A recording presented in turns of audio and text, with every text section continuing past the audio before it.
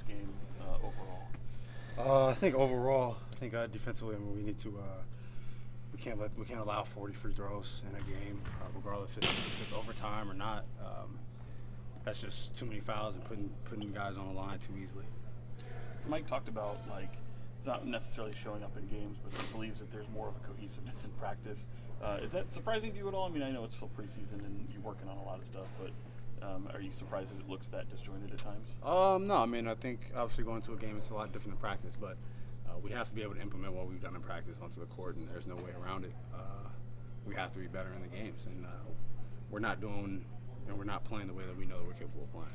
Well, how would you assess that first quarter? It seemed like y'all was implementing a lot of things, and I think to a good start.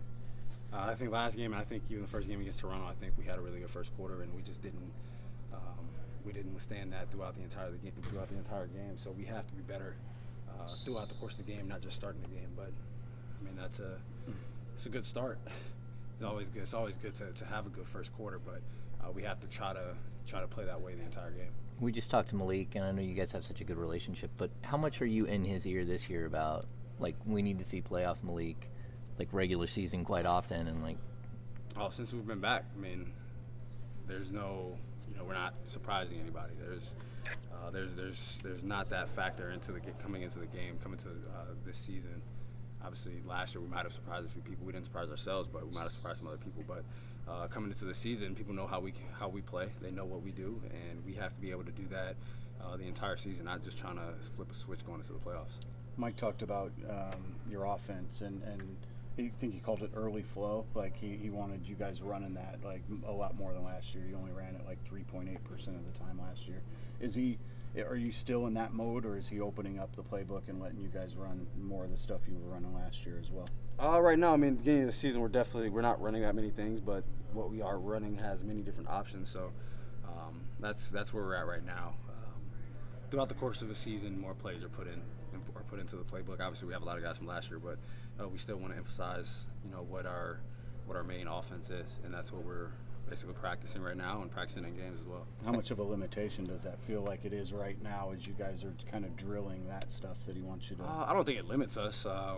Obviously, we have a lot more things that we can run, but within that, we have so many options. I don't think it limits us at all. I mean, even we're still getting good shots. I think we're just not making the shots at a high clip. But in the first quarter, we've made 8 threes and I think 7 threes in another game.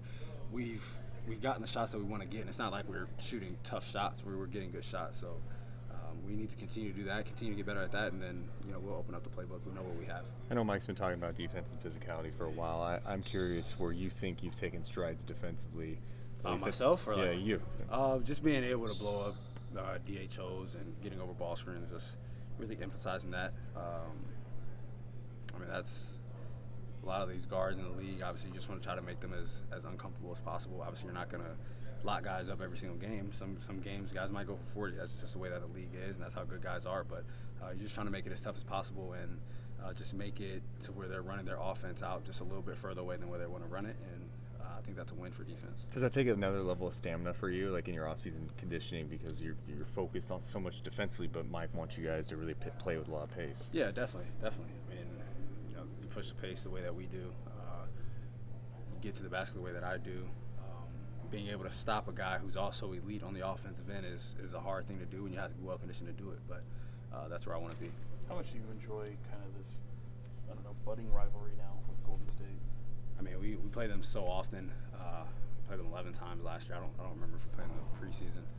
But this year we played them twice in the preseason, and then we got them the second game of the year and the 4th or 5th game of the year. I mean, that's a team right down the street. Obviously, they've won championships, and that's something that we strive for. So it's great that we were able to go up against them so much and just kind of learn while playing them. But obviously, we still want to win. The 4 or 5 years before that, I mean, didn't feel like you really had a rivalry. I mean, did you have a team out there that you thought that might be games that? Nah, we definitely didn't, for sure.